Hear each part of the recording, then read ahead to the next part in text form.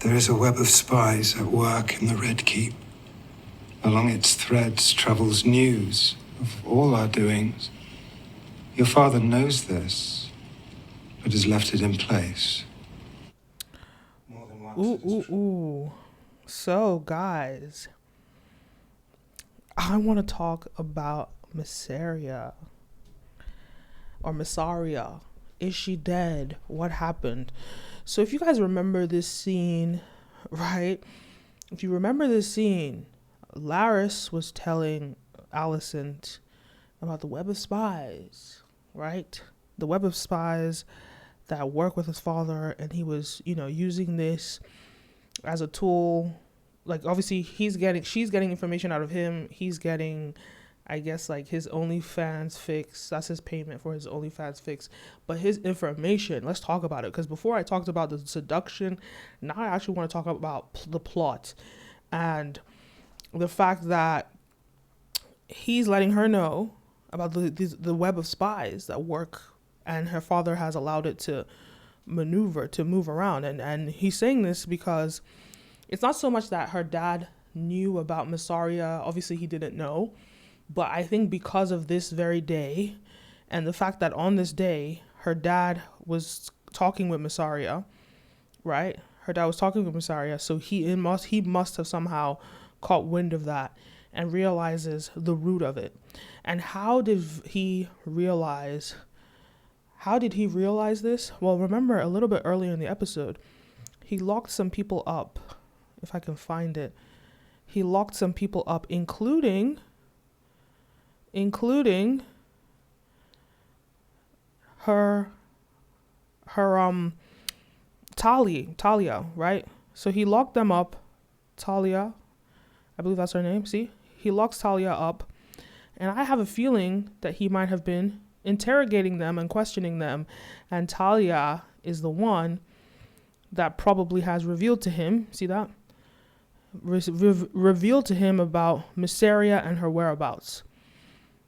So I think probably initially he might have already known about Mysaria spreading information about Talia spreading information to Mysaria. He might have already caught on that, or he might have just been locking them up so nobody spreads the truth about the king dying.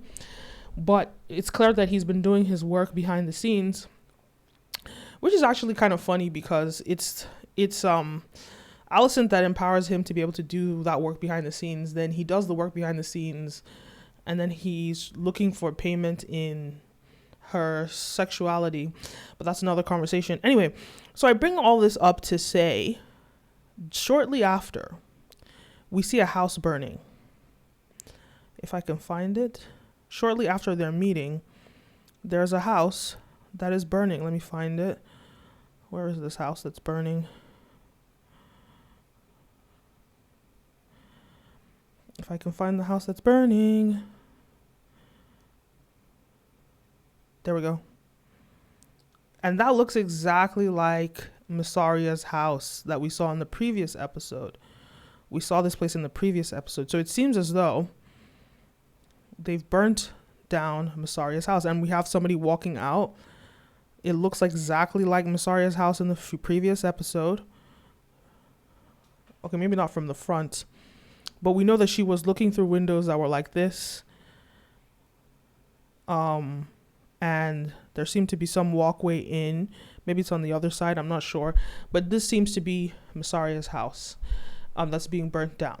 So what could this mean? I mean, and the reason why I can confirm this is he asks Alicent at the end of that episode, or at the end of that scene, he asks her if she wishes for him to do something about it. And she says, yes, of course, basically. And then this is burnt. Then he burns down the place. But long story short, why is all of this relevant? Now, if you remember in the last video, I had broken down a little bit about Mysaria's mission and what her intentions were.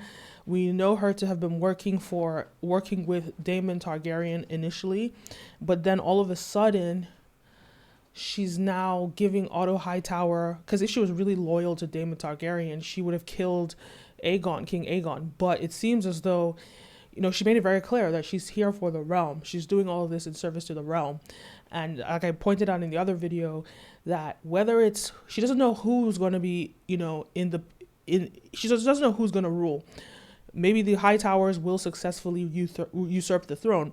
Maybe it's Damien. But better to have, your foot in all, or your eggs in all the baskets, right? Better to have leverage in all the baskets, right?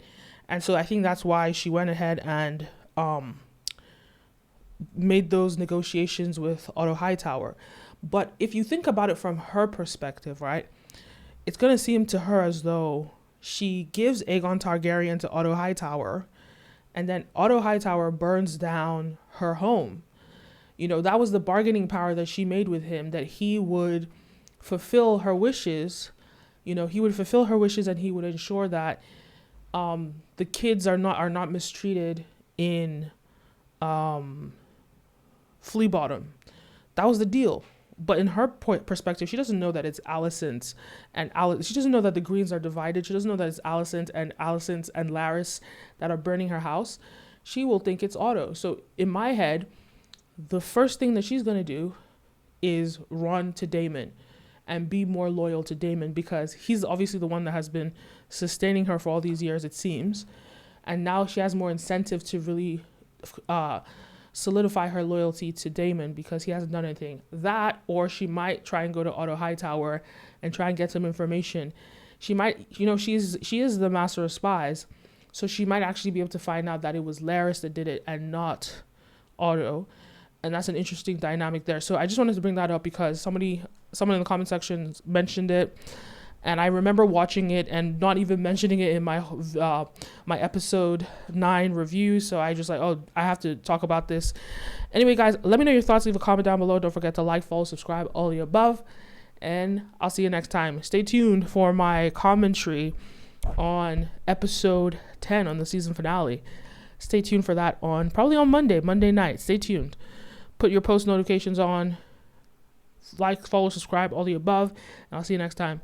Peace and stream.